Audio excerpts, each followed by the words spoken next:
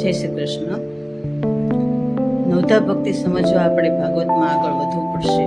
અને ભાગવત છે એ 4 વેદોનો સાર છે અને એની અંદર નવધા ભક્તિ ખૂબ સરસ રીતે સમજાવવામાં આવી છે.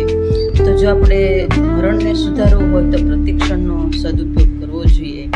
એટલે જ ભક્તિ છે એ કેવી દ્રઢ કરવી એ તમે મારા આ ચેનલમાં જોડાયેલા રહેશો તો છેક સુધી તમને તેની સાચી સમજણ પડશે. અને એક મંત્ર દ્વારા આપણે પરમાત્માને નમસ્કાર કરી અને નવધા ભક્તિમાં આગળ વધીએ. એટલે જ દિવ્ય જીવન ભાગ 2 માં આપણે હવે આગળ સમજીશું.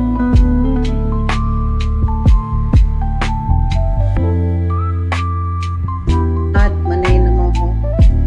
સચ્ચિદાનંદ રૂપાય વિશ્વોત્પત્યાદિ હેતવે તાપત્રય વિનાશાય શ્રી કૃષ્ણાય વયમ નમઃ.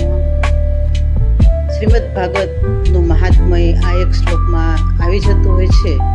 અને પહેલાં જ કીધું હતું કે પુરુષોત્તમ માસમાં શ્રીમદ ભાગવતનું સપ્તાહનું જ્ઞાન યજ્ઞ કરવામાં આવે તો તેનું અનેક કોટી યજ્ઞોનું ફળ મળતું હોય છે.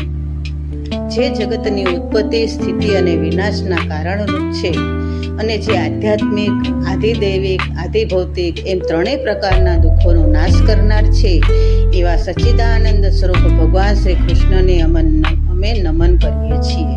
આ એક શ્લોકની અંદર આવું સરસ એનું મહાત્મય આવી જાય છે કે સર્વે તાપોને હણનાર તે પરમાત્મા જ છે. શ્રીમદ ભાગવત ભક્તિ પ્રધાન ગ્રંથ છે જે માનવ જીવનમાં ચેતના પ્રગટાવે છે.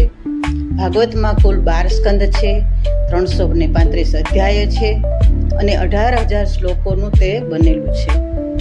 મહાભારતના 18 પર્વ છે, ગીતાના 18 અધ્યાયો છે, પુરાણો 18 છે, ઉપપુરાણો પણ 18 મનાય છે.